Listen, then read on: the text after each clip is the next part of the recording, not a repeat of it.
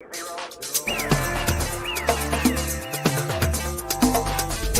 dos, tres, cuatro.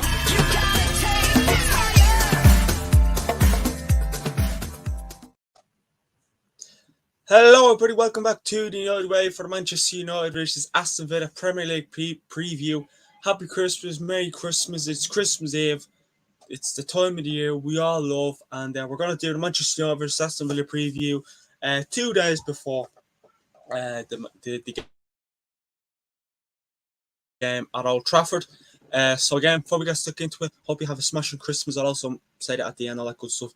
But if you're just watching now, have a smashing Christmas and enjoy every minute of it. And yeah, please like, comment, hit that big red subscribe button as well. That'd be your Christmas present from you to the channel. So yeah. But before we get stuck into the preview, we will get stuck into the preview. There will be no watch along. I know the game is on the 26th of December. Again, I'm gonna take a day off. We'll be back. If I get to watch the Aston Villa game, there will be 5 talking points show out on Wednesday. So we should be back then. But we'll definitely be back full time. I think it's the 29th. Oh yeah, the 29th of December for the Man United, not even first preview. So let's jump into the preview. So start off with Manchester United. So Manchester United come into this game after a 2-0 loss to West Ham United. Here is Manchester United's previous 5 games. So our last win, just to add, was a 2-1 win against Chelsea, and that was at the 6th of December. So write that down. So we beat Chelsea 2-1. We lost against Bournemouth 3-0. We lost against Bayern 1-0. We drew 0-0 against Liverpool, and we lost 2-0 against West Ham. So we haven't scored in 18 days, is it? 18 days we haven't scored. 6 plus 18. Yeah, 18 days. So nearly, it's going to be nearly. It'd be next year before we score. It'd be next year for Manchester United to score. Look at that form, and that's not good. That I don't care what anyone says. This is meant to be Manchester United, one of the biggest club in the world, if not the biggest. It's definitely meant to be the best club in the world, but at the moment, football-wise, it's not. One of the best clubs historic-wise, if you want to go now. But yeah, look, the loss against West Ham was ridiculous. We were shocking, very, very poor. Liverpool draw, fair enough. Bayern, we were poor. Bournemouth, we were poor. Chelsea, we played great. So that's not what I think Manchester United's previous 5, but looking at it, it doesn't fill me with confidence. I'm going to try and keep the Christmas spirit since it's Christmas Eve and it's the preview, but my prediction will probably be the only negative thing today. So it will be, of course, a tricky test against Aston Villa. Aston Villa coming into this game. Obviously, they drew 1-1 against Sheffield United away on Friday, the 22nd of December. A late equaliser from Nicolo Zaniolo, getting Aston Villa the point. So it's going to be very, very tricky, and whoever thought that, West Ham at home, Manchester United playing West Ham at Old Trafford would be a tricky test. Last season, you wouldn't have said that, but this season Aston Villa are very, very, well organised team. Unai Emery doing a very good job there since he's been appointed. I mean, it's mad how Aston Villa went from really getting relegated with the likes of Dean Smith. Thought they would have done great under Steven Gerrard, and they didn't. To having Unai Emery, who won, a good few European trophies and all that, you have to give it. If he can get Aston Villa in that European stages, they could win it. Obviously, that probably be in Europa or the Conference League, which they are in one of the two at the moment. And then Manchester United coming into this game not in great form, very, very poor. Everyone looks flat, lackadaisy, no confidence, no creativity, no system, no style of play, absolutely nothing. It is nightmare before Christmas. Is what it is. But look, at the moment when Manchester United losing now, honestly, it just doesn't surprise me. It just doesn't surprise me. Like, we're coming into this game and we haven't scored in 4 games, potentially 5 if we don't score against Aston Villa. I predict us to score against them, but I don't predict us to win against them. But I'll be biased near the end. I'll predict us to lose, but I'll hope for this. So yeah, very very tricky test Manchester United, and what we need to do is what we need to stop doing, or what Ten Hag needs to stop doing, is experimenting. He's experimenting this season. Last season you could have gotten away with it because we were playing very well. We looked a threat, and things looked bright. We thought we were seeing the light at the end of the tunnel. That light went from being very very bright to look like we were getting there to the light just totally smashed and the car broke down in the middle of the tunnel, and there's no turning back, or getting out unless someone comes along and tows us up and gets us out of there. But the light still won't be great. I mean, Ten Hag, again on this channel I feel like we're sort of hating towards Scott McTominay and all that. And anyways, I don't hate Scott McTominay. I don't hate any Manchester United player, but at this moment in time, yeah, McTominay kind of went through decent form recently, and I think he scored more goals than our whole attack, I think, this season in the Premier League. I think that's 5 goals he scored. So yeah, I mean, look, you need to stop experimenting this too. Playing McTominay and Bruno in the same team. McTominay likes to go forward. Bruno Fernandes likes to go forward. You cannot be playing with 2 number 8s in that team and leaving either an Amrabat or a Kobe Mainoo on their own. We've seen it against West Ham when they got the second goal. McTominay was nearly up beside Bruno Fernandes. McTominay was just a second number 8. It's like Manchester United were going with a 4-1-4-1 in that game. 2 number 8s up beside the striker and the wingers. And then we have that DM on his own, isolated. You can't have that. That double pivot worked against Liverpool. Yeah, it wasn't the greatest performance, Manchester United, but we got a point. We didn't get slapped, and we got a clean sheet. That double pivot with Amrabat mainly works for me. And they're also players that are quick and can track back and can ping the ball along if needs be. And, maybe get that ball over the top to whether it's Rashford or Garnacho or Anthony or Rasmus Højlund or whoever starting up in the attack. That's what needs to be done. And the experimenting, whatever he's trying to do, needs to stop. Because if he keeps experimenting with McTominay and Bruno, it's too. You can't get Bruno. If you get Bruno, like the midfield against the midfield against West Ham. When I seen the midfield of McTominay, Bruno, and Mainoo, I thought, yeah, 2 number 8s. We're going attacking. You also have to go defensively as well. You played West Ham 4-2-3-1, 2 DMs. Stay there. Don't move an inch. That's what happens. You get away with playing maybe 2 number 8s against lower teams like Luton Town or Sheffield United, or maybe even your Burnleys, but you won't get away with it against West Ham and Liverpool, which we didn't. We had 2 DMs, double pivot. McTominay was number 8. We can't be doing this against against Aston Villa, because if you put the same midfield out, even if it's Amrabat McTominay or Mainoo McTominay, well then we're going to get torched. We're going to get beaten, and I won't be surprised.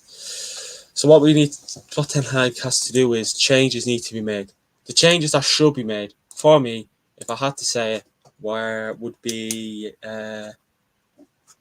take out McTominay and put in Amrabat, and maybe just see how things go. You'd even take out Garnacho and bring in Rashford, just because I love Garnacho. He's playing much better than Rashford, obviously, but he's dipped a bit at the moment. So maybe Rashford off the bench again. Rashford ain't no good either, but maybe having Garnacho come off the bench with 30-20 minutes to spare, maybe longer, you'd bring him on then, and yeah, that's how it does change. Just make changes in the midfield. That's all I wanted to say. Again, another kind of part of the game that isn't going well for Manchester United is the attack. We haven't scored, like we just spoke, like I just said, we haven't scored in our previous 4 games. Those 4 games was Bournemouth, Bayern, Liverpool, and West Ham. We don't look like scoring. We had a chance against West Ham in the first half. Anthony slipped it through to Garnacho. Instead of Garnacho going to his right, he went to the left, and the easy save for the keeper. Corner kick to Manchester United. So at the moment, Manchester United, that attack is very, very poor. And you look at it and you think, well, who can improve it? Pellestri's not going to come on like the world on fire, even though I wouldn't mind seeing Pelestri start against Aston Villa. Martial is out, and even if Martial was available, he doesn't do anything on that pitch. Like the rest, Rashford not great at the moment. Garnacho just feel like he's getting bullied at the moment, by his opposition. He looks a bit off it. Anthony as well. I don't think he knows what. He goes forward. He goes forward. Then he know what else to do. I know they help the wingers in the attack helps the defence, but they also need to score goals. And when we go forward, they don't know what. Anthony doesn't know what to do, and stupid shots is what it needs. So that attack needs to be fixed. I doubt it will be fixed a lot against Aston Villa, but I want to see improvements. I want to see Rasmus Højlund getting what's I'm looking for, service. If you give him service, happy days. Instead of going for shots or doing stupid balls into the box when like Tolmany's there, not Højlund. So yeah, ridiculous in my opinion. So can Man United beat Aston Villa? Oh God, that's $1 million. They can, but I can't see us beating Aston Villa. They can, but I can't see us doing it. How can Man United beat Aston Villa?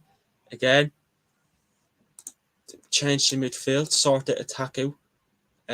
Get service to Rasmus Højlund, offers a lot more going forward. Play the double defensive midfield pivot of Manu Amrabat. I'm not saying work, but it's done all right against Liverpool at Anfield.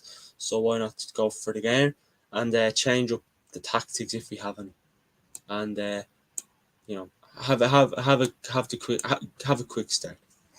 Now we'll move into our opponents. Aston again. Let us know who you think. Let us know who you think Man United can beat Aston Villa, and can we? Now we'll move into our opponents. Aston Villa. Again, we just spoke about them about coming into this game after the back of 1-0 draw to Sheffield United. So here's Aston Villa's previous 5 games. Again, they haven't lost any of their previous 5 games. They beat 2 good teams. They beat Man City 1-0 at home. They beat Arsenal 1-0 at home. They drew 1-1 against Drinski away. Obviously, that was in European competition. They beat Brentford 2-1, and they drew 1-1 against Sheffield United. Now, again, you look at their 5, beating Man City, Arsenal, impressive. And at Drinski, I presume Aston Villa rotated for that game. Brentford, Villa. Again, I'm surprised they didn't beat Sheffield United, but they were losing against Brentford. Villa pulled it back. So again, Villa coming into this game, very, very impressive. There's no doubt about that. Like I said, Unai Emery doing brilliant things there, and the top goal scorer at the moment is Ollie Watkins with 9 goals. So he is definitely, if you told me to pick out a danger man, it would be Ollie Watkins, and he's also our top assists in the Premier League. Aston Villa's top assister in the Premier League with 6 goals. So Ollie Watkins is definitely the man to look out for. Will Aston Villa fancy their chances? Yes, I would be, to be honest with you. Again, Aston Villa, there's probably a better chance of you getting points against Aston Villa when they're travelling to your home. But if you're travelling to Aston Villa's home, there's not a chance you're getting out there with a point. But if they're, there's a better chance of you getting a point, getting some sort of good result against Aston Villa when they're on the road to your place. But yeah, Aston Villa will definitely fancy their chance. Looking at how they're performing, if you're looking at how these both teams are playing at the moment, performing and where they are in the league, yeah, it's just miles ahead at the moment. How can Aston Villa beat Man United? Again, I'll be looking at that midfield. If I was Unai Emery, I'll be looking at that midfield, and just run at the midfield, run at Manchester. Just basically, you have to run at Manchester United, run at them, hit them early on, and scare us. That's all I say. All I say. If you on the wings, you don't really beat as much on the wings. But if you go down the middle, there's a good chance. But look, I ain't no manager. Now we're going to move into my predictions. And again, let us know who you think Aston Villa can beat us. Hopefully they can't. But look, it's not easy. It's not hard to beat Man United at the moment. But look, here's my predicted 11. Let us know your predictions in the chat. Score predictions, predicted 11s, all that good stuff. My predicted 11 is this. So 4-2-3-1. Again, I'm going to keep trying to get... I'm going to keep trying to get... that double pivot in again. So I'm going to go with Onana in there. A back four of Luke Shaw left back. I'm sure Varane will be available for this game. And I think he'll pick Johnny Evans again. That Kambwala guy. He didn't do too bad against West Ham, but I wouldn't be throwing him in against Aston Villa if Varane isn't available. Maybe I'll just slot Luke Shaw over to left centre back and then maybe play Reguilon or Dallo left back. Dallo obviously will be available to play because he would have served that one game suspension. Then I think we want Zach right back again. You need him up against Aston Villa's quick attack, and Luke Shaw and Wan-Bissaka are fairly quick as well. I'm gonna just try and speak into existence of midfield trio of Sofiane Amrabat, Kobe Mainoo, and Bruno Fernandes. Again, Amrabat does scare me, but at least he doesn't go forward a lot, and hopefully he can have a good performance in him. But that double pivot did work against Liverpool, and then if maybe you have Bruno there, it could work better.